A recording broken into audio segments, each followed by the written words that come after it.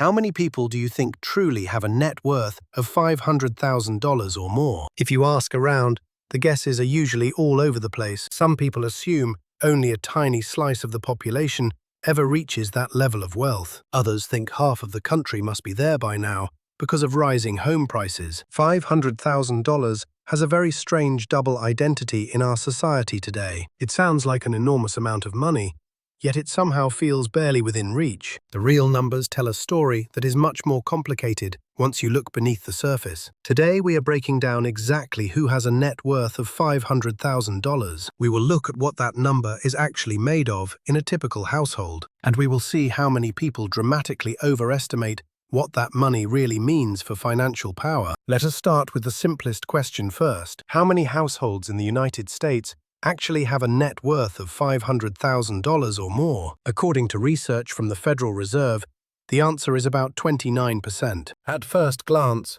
nearly a third of households hitting the $500,000 mark sounds high. But you must remember that a household can be a married couple or a multi-generational family. When 2 or 3 adults combine their assets and retirement accounts, the threshold is easier to cross. However, when you look at individuals on their own, the share drops significantly to about 15%. Suddenly, the number feels a lot more exclusive than the headlines suggest. At this point, many people imagine these households are financially comfortable or even wealthy. But that picture only works if you assume that money is sitting in a liquid investment account. The reality for most Americans is almost the exact opposite of that dream. Most people who have a net worth of $500,000 do not have that amount available to spend. A huge portion of that wealth is locked inside a single illiquid asset, which is their primary home. This is the part of the financial puzzle that most people completely misunderstand. Let us slow down and define what net worth really measures for the average family. It is simply everything you own minus everything you owe to a bank or a lender. It is not a measure of liquidity or how much cash you have for an emergency tomorrow. It is just a number on paper that tells you what would be left if you sold absolutely everything. Because of this reality, net worth tends to grow fastest for people who bought homes decades ago. In many states where home prices have surged, the majority of wealth comes directly from home equity. Look at places like Hawaii, where roughly 70% of the average wealth is tied to the house. Massachusetts is very similar, with more than half of net worth tied up in the family home. Even in more affordable states, home equity usually makes up around half of total household wealth, so that 29% of households got there because home prices climbed while they paid a mortgage. This is exactly what makes the $500,000 figure so incredibly misleading today. When people hear the term $500,000, they picture someone with a large brokerage account. They imagine that money compounding year after year in the stock market. They imagine cash flow and stability and a great deal of financial strength. But most Americans at this level do not have that kind of flexibility or freedom. They do not have a bunch of money working for them while they sleep. They have a house that increased in value, which is incredibly hard to access without selling it. That distinction between wealth on paper and usable financial power is everything in retirement. To see why this matters so much, imagine 2 different people who both have the same net worth. One owns a home worth $750,000 with $300,000 in equity.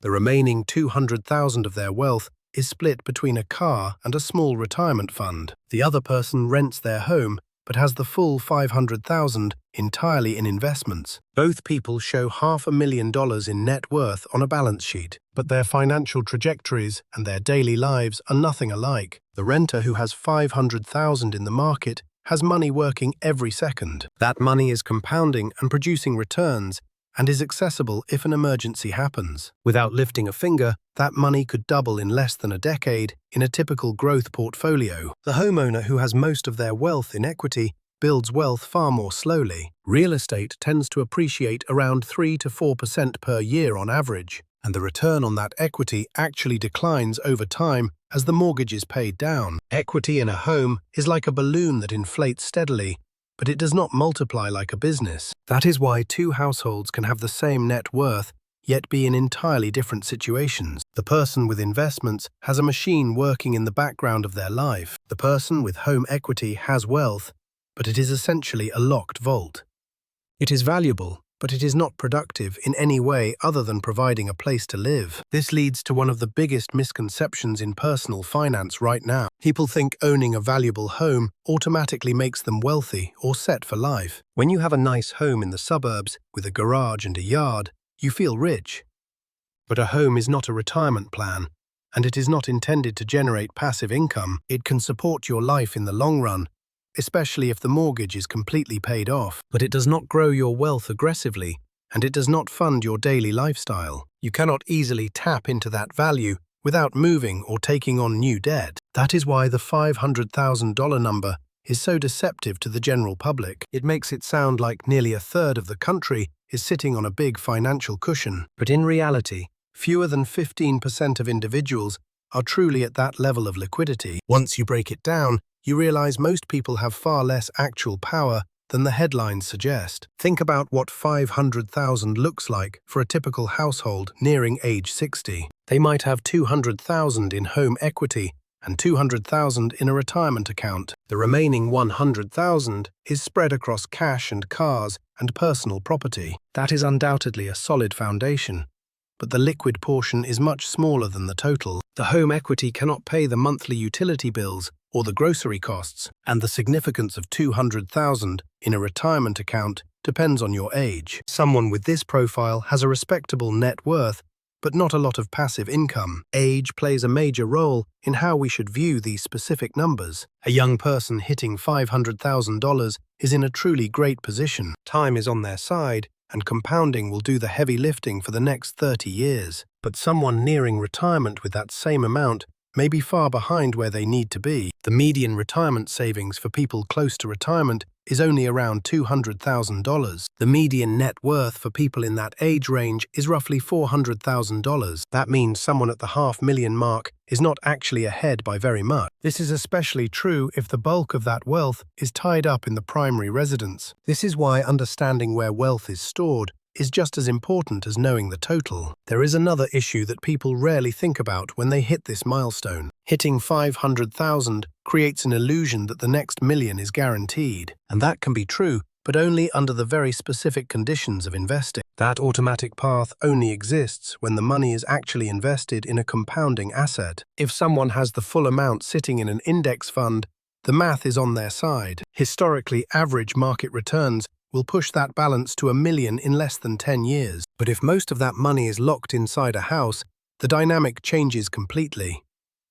Now, none of this means that home ownership is bad or a waste of money. Homes offer stability, and they force people to save, which is a good thing. But they should never be confused with liquid financial strength or retirement readiness. Being worth $500,000 on paper is not the same as having money that can work for you. So when you see that 29% of households have hit this mark, take a closer look. The headline number sounds very impressive to the average person on the street, but once you examine how that wealth is structured, you see a different reality. Only a small fraction of that group has 500,000 in actual investments. Only a tiny fraction has meaningful passive income that covers their lifestyle, and only a fraction is on a fast track to becoming a true multimillionaire. That is why the $500,000 mark should not be viewed as a final destination. It is an important milestone, but the composition matters far more than the total number. Net worth alone does not tell the whole story of a person's financial health. We must look at the taxable nature of these accounts as well. If your money is in a traditional 401k,